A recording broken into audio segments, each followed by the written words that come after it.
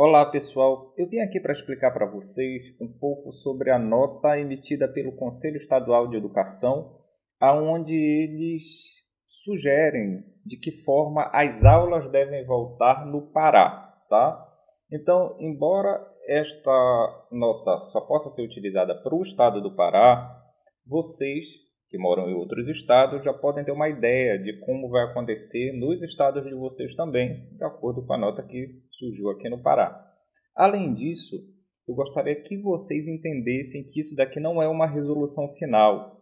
Quem vai bater o martelo já é a saúde, ou seja, eles que vão dizer se realmente isso daqui está de acordo ou não. Essa nota foi apenas enviada para as escolas particulares, por exemplo, para ver se elas estão de acordo. Ou seja, basicamente não é nada oficial, a gente ainda tem que esperar o andar da carruagem. Mas eu já vou explicar para vocês qual é a proposta, tá?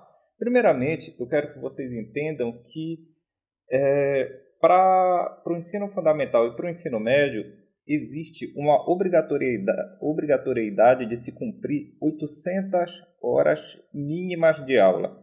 Tá? E essas 800 horas mínimas, elas têm que estar dispostas em 200 dias letivos. Esse ano, as 800 horas mínimas têm que ser mantidas, mas devido à pandemia, não há obrigatoriedade de se cumprir esses 200 dias letivos, tá certo? Então, mantém-se o tempo, mas a gente já deixa a quantidade de dias de lado. Para que a gente possa cumprir isso, foi-se estabelecido que pode-se usar sábados, podem-se utilizar feriados e, além disso, o horário das aulas podem ser esticados. Então, por exemplo, se você tinha 6 horas de aula, é possível que a escola marque, sei lá, um horário pela manhã de 8 horas, tá? Já levando para o turno da tarde, ou então que marquem aulas de retorno e assim por diante. A ordem, basicamente, é não deixar as aulas passarem para 2021, tá? Ou seja, as aulas devem terminar em 2020, ok? Uma outra parte que é bem importante, que eles citam bastante, é a parte relacionada à segurança. Então, eles dizem que as escolas elas têm que se prevenir em relação à compra de álcool em gel, a termômetros para medição de temperatura. Elas têm que fazer com que os alunos estejam sempre a 1,5 metro de distância. Elas têm que se preocupar bastante com a questão das aglomerações e, por isso, elas não podem ter nenhuma atividade que vá provocá-las, como, por exemplo, atividades em teatro, atividades em auditório. Ele fala lá do auditório, mas eu achei um pouco descabido, porque querendo ou não, dependendo da escola, óbvio, os auditórios eles são os lugares aonde cabem mais alunos. Não para você encher de alunos, mas sim para você distribuir os alunos. Então, eu preferiria dar aula, se fosse só para uma turma, óbvio, dentro de um auditório, onde a gente pudesse espaçar bastante os alunos, do que dentro de uma sala de aula menor. Mas ele fala especificamente para evitar auditório e evitar biblioteca. Além disso, eles dizem que deve-se mapear grupos de alunos e professores que fazem parte do grupo de risco e aqueles alunos e professores que também apresentam sinais de qualquer tipo de doença. Dito isso, vamos para os prazos. É importante que você entenda que existem 2 calendários propostos. Um para as escolas particulares, outro para as escolas públicas. Eu vou iniciar aqui pelas escolas particulares. Primeiramente, nós teremos 3 etapas. A primeira etapa, ela começa dia 1º e termina dia 15 de julho. Ela é composta somente de medidas preliminares e você tem 0% de alunos na escola. As aulas online, caso a sua escola esteja adotando, devem continuar, mas basicamente essa fase, dia 1º até o dia 15, ela vai servir para a escola poder se preparar para receber os alunos, justamente ajustando aqueles critérios que eu mostrei para vocês nas etapas anteriores. Em seguida, nós teremos uma segunda etapa, que começa dia 16 de junho e vai até dia 15 de julho. Tá? Essa etapa ela conta com 2 subetapas. A proposta dela já é a retomada paulatina das aulas. Primeiramente, nos primeiros 15 dias, nós teremos 25% de lotação na escola, ou seja, somente 25% dos alunos podem frequentar a aula. E aí você pode me perguntar, é possível fazer isso? Não com horário normal, né? Porque ou você teria que quadruplicar o quadro de funcionários, ou então você teria que fazer um rodízio, que eu acho que fica bem complicado. Eu acho mais fácil pegar esses 25% e marcar oficinas, né? Onde você marca somente com 25% da turma em um horário, e um outro horário você marca uma oficina de física e matemática com os outros 25% de outras turmas e assim por diante. Eu acho meio complicado com 25% dos alunos marcar alguma coisa, tipo horário normal, tipo horário convencional, mas vai da criatividade de cada um dos proprietários das escolas, né? Essa primeira etapa ela vai até dia 1º de julho, tá? Em seguida, nós já temos o início da segunda etapa, que já prevê 75% dos alunos em sala de aula. Esse 75% já é mais fácil de manter. Nós vamos ter alguns alunos que vão ter medo de voltar para a aula, nós temos alguns pais que não vão querer mandar os filhos, enfim, aí já é mais tranquilo. Ou simplesmente, se você tiver uma lotação, se você tiver pais querendo enviar os filhos para a escola normalmente, basta fazer um rodízio para cumprir esses 75%, que são os próximos 15 dias. E, por fim, a gente já teria o retorno às aulas, que seriam os 100% dos alunos a partir do dia 15 de julho. Tá? Essa é a programação. Para as escolas públicas, nós já temos 4 etapas.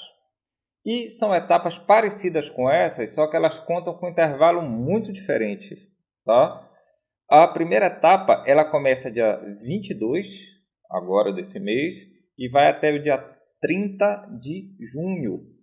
E essa etapa ela equivale à etapa da escola particular de conformações. As escolas vão começar a se adaptar a todas as exigências que foram solicitadas aqui nesse parecer que eu estou lendo para vocês.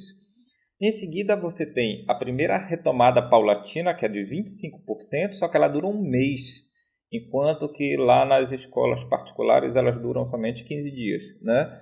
Vai do dia 1º ao dia 31 de julho. Novamente, você vai ter a retomada paulatina, só que numa segunda fase com 50% dos alunos, que vai do dia 1º de agosto até o dia 30 de agosto. Novamente, mais um mês. E, por fim, a partir do dia 1º de setembro, a gente já tem a retomada, a volta às aulas. A minha análise em relação a isso é que as escolas elas vão gastar bastante, não só com material, mas também em treinamento. Imagina uma escola, por exemplo, que faça a entrada utilizando biometria. Você não pode mais utilizar biometria, você não pode mais ter um aluno colocando o polegar ali e logo em seguida outro aluno colocando o polegar no mesmo lugar onde aquele primeiro aluno colocou. Tá? Então, a gente vai precisar de algumas medidas de segurança para a entrada dos alunos. A gente vai ter que pensar em como vai ser feito esse intervalo, porque no intervalo os alunos não vão poder se aproximar, não vão poder formar grupos. A gente vai ter que pensar até mesmo como vai ser a entrada na sala, porque geralmente entra todo mundo junto, sai todo mundo junto. Controle para ir ao banheiro, porque não vai poder ir muita gente ao banheiro ao mesmo tempo. Na verdade, a gente vai ter que ter bastante cuidado com isso. Então, são tantas medidas que realmente vão ter que ser tomadas que eu não acho possível. Eu só acho que vai ser um trabalho bem grande. Em relação a esse documento, eu gostaria de fazer não críticas em relação aos tempos, porque eu não me considero competente para isso, tá? Eu sou da área de educação, sou da área de física, mas eu gostaria de mostrar alguns tópicos que eu achei realmente confusos. Então, vamos dar uma olhada aqui no que eu marquei. Bem aqui nessa parte, onde ele fala orientações gerais para todo segmento de ensino, de cumprimento obrigatório por todas as unidades escolares da rede pública, estadual, privada de ensino. Tá? Ele coloca aqui no item F o seguinte: possibilitar a organização de retorno paulatino à presencialidade em percentuais diferenciados para turmas pouco ou muito numerosas, não excedendo 10 alunos por sala de aula, observando os demais limites e critérios estabelecidos nesta nota técnica, durante o lapso temporal determinado pelas autoridades sanitárias competentes. Eu achei essa parte meio dúbia.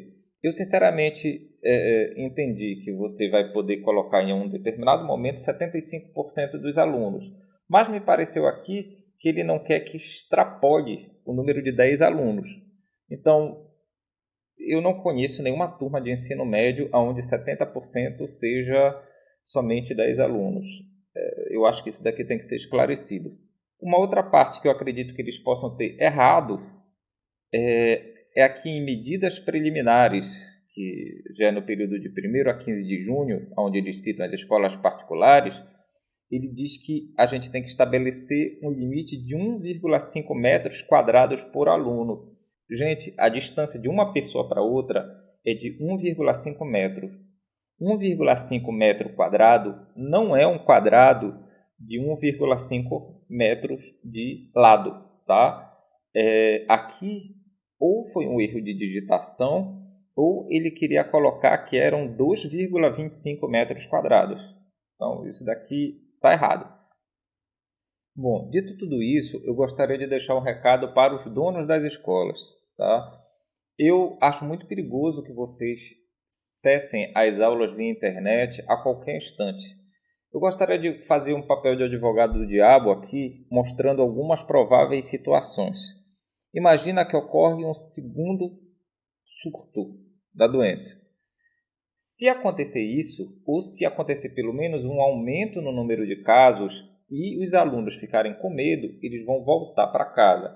Se vocês não tiverem estabelecido um horário fixo de professores pela internet, vocês terão dificuldade em remanejar os professores para a internet novamente. Segundo caso, imagine que você tenha um aluno testando positivo para a Covid. Os pais com certeza iriam ficar com medo de mandar os filhos deles para a escola e iam acabar fazendo com que a escola esvaziasse novamente.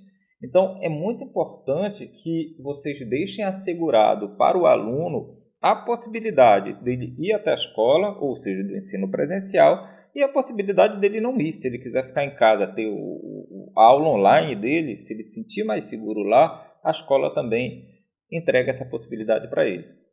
Então, é isso. Eu espero que vocês tenham entendido. Na maioria dos veículos de comunicação eu vi que as aulas iniciariam dia 1º de julho. Eu achei... Não é isso que o documento diz. Eu espero que vocês tenham entendido e eu gostaria muito de saber a opinião de vocês. Então, por favor, deixem aí nos comentários. Não esqueça de dar um like no vídeo e assinar o canal. Muito obrigado. Até a próxima. Valeu!